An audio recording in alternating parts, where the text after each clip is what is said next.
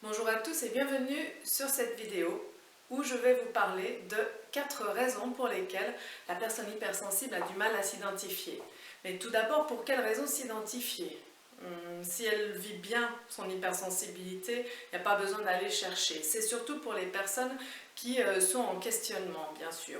Pour moi, j'aime bien dire que c'est comme un diamant brut que l'on a à la naissance et que l'on risque bien d'emmener jusqu'à la fin sans l'avoir taillé. Et l'idée, c'est d'en prendre soin de cette hypersensibilité et de faire en la taillant qu'elle brille de tous ses feux. On peut aussi prendre une autre image qui est un peu moins positive mais qui me parle, c'est aussi, moi j'avais l'impression, parce que j'y suis passée quand j'étais dans les doutes et quand ça n'allait pas, eh bien j'étais comme un poisson dans une eau trouble. Et il m'arrivait des trucs, je ne comprenais pas pourquoi. C'était très trouble autour de moi et au fur et à mesure que j'ai découvert eh bien, cette notion d'hypersensibilité, eh bien, depuis je suis vraiment dans une eau beaucoup plus claire, presque une eau de piscine. Ça expliquait beaucoup de choses de mes difficultés du passé. Et donc c'est à ces personnes-là que ça s'adresse. Donc c'est pour ça que je veux prendre l'approche d'hypersensibilité, mais pas ne dire que les côtés positifs une fois qu'on a fait tout son chemin. Parce qu'en fait, les gens qu'ils ressentent, ce qu'ils ressentent maintenant, c'est justement les aléas, les côtés, les artefacts qui sont vraiment moins drôles à vivre et qui peuvent carrément bien, occuper tout notre esprit, toute notre vie en fait. Alors les personnes pour qui ce serait bénéfique bien, de prendre conscience de ça, pour quelles raisons? Eh bien c'est difficile. Alors je vais dire tout d'abord les 4 points. Donc c'est associé à de la sensiblerie. Les mots, deuxièmement, les mots trouvés par les psychologues ont ralenti le processus. Souvent c'était assimilé à de l'introversion alors que, on va le voir, c'est pas non plus ça.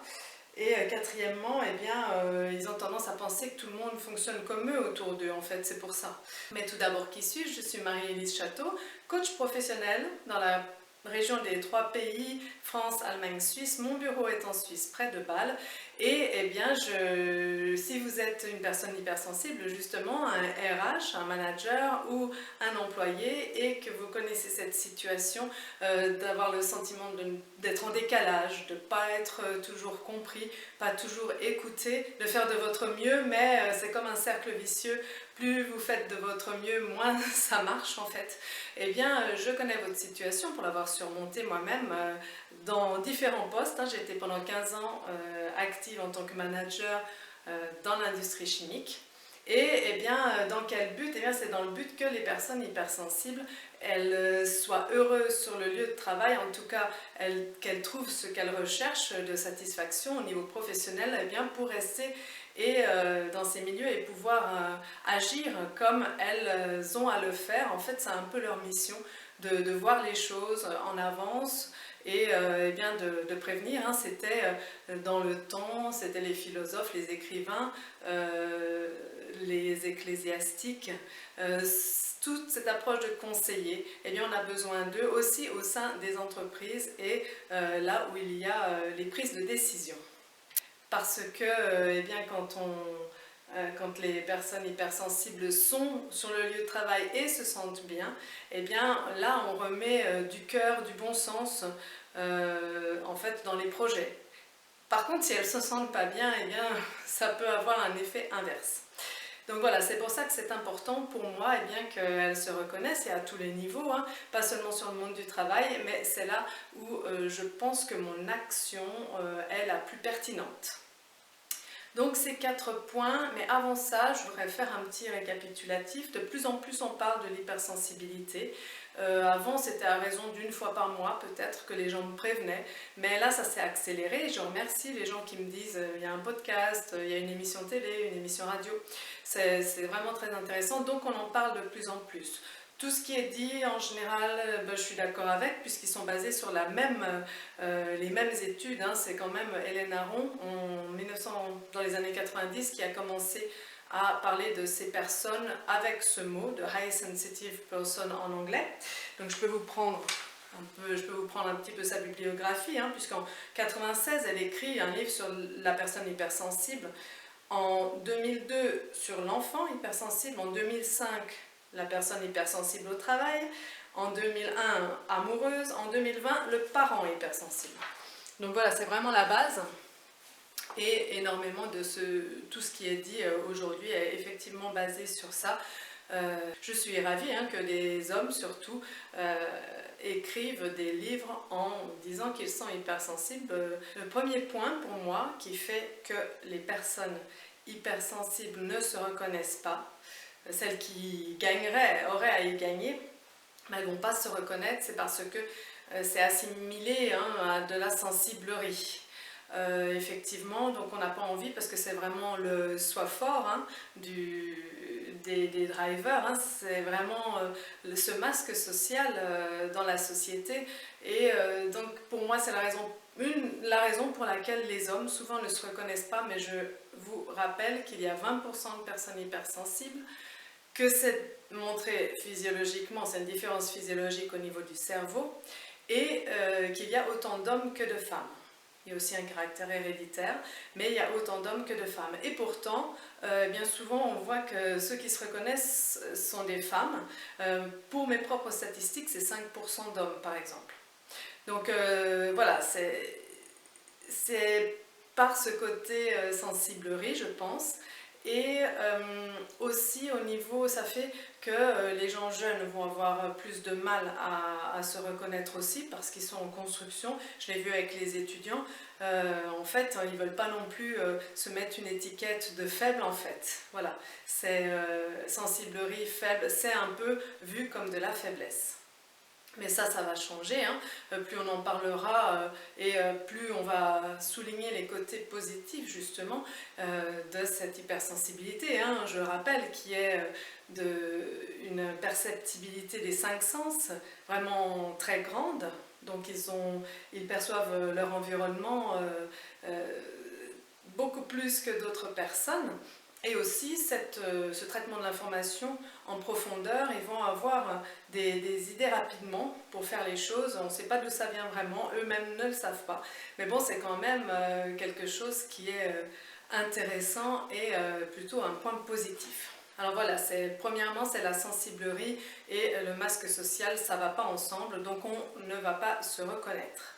Le deuxième point, ce sont les appellations des psys. Alors, je rappelle que ce sont bien les mêmes des surdoués, les hauts potentiels, ce sont bien des gens hypersensibles. C'est-à-dire que pour moi, une personne hypersensible qui ne serait pas détectée HP par les psychologues n'existe pas. Et inversement, toute personne détectée au potentiel par les psychologues est une personne qui a ce fonctionnement en arborescence. Mais c'est vrai que la personne hypersensible ne va pas être attirée par ces termes de douance, de surdoué, même s'il y en a, tant mieux. J'aime bien le terme surefficient mental, beaucoup utilisé par Christelle Petit-Colin dans son livre « Je pense trop », ce mental envahissant. C'est vrai que ce terme surefficient mental fait penser qu'il y a quand même une surchauffe quelque part. Ce qui fait que les personnes hypersensibles en général n'aiment pas ces termes de zèbre aussi, puisque c'est zèbre et surdoué, c'est équivalent, douance, et bien c'est parce qu'ils ne veulent pas être supérieurs aux autres, ils ont tout fait pour rentrer dans le moule et être comme il faut, mais ils ne veulent pas être supérieurs aux autres parce qu'ils ont vraiment une notion d'égalité, une valeur égalité, équité très forte. Troisième point, eh bien c'est parce que souvent l'hypersensibilité est vue comme de l'introversion.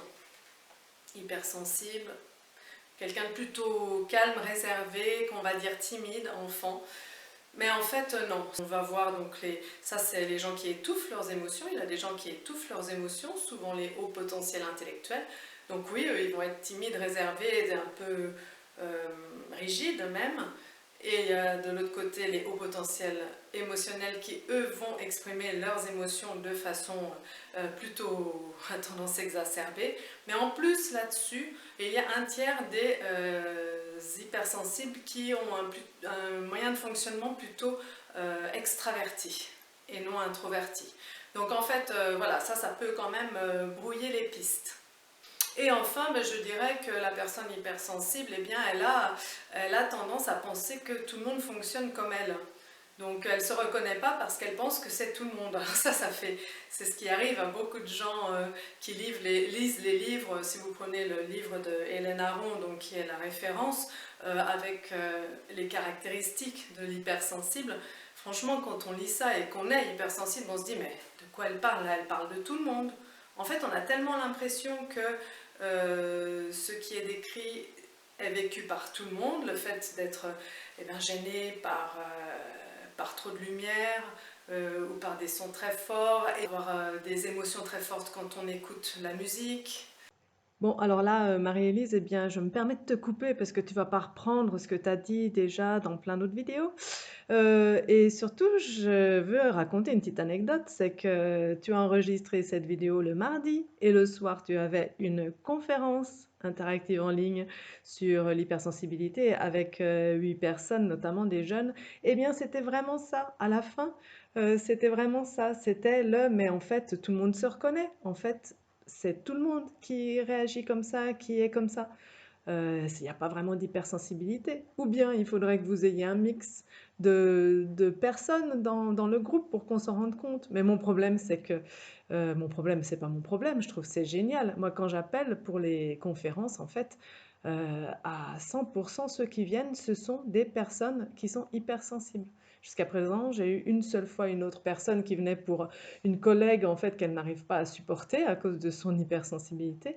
Mais sinon, non, toutes les personnes effectivement se reconnaissent dans les traits de caractère qui sont décrits dans les nombreux livres sur l'hypersensibilité. Voilà, je voulais juste rajouter ça parce que c'était quand même très drôle.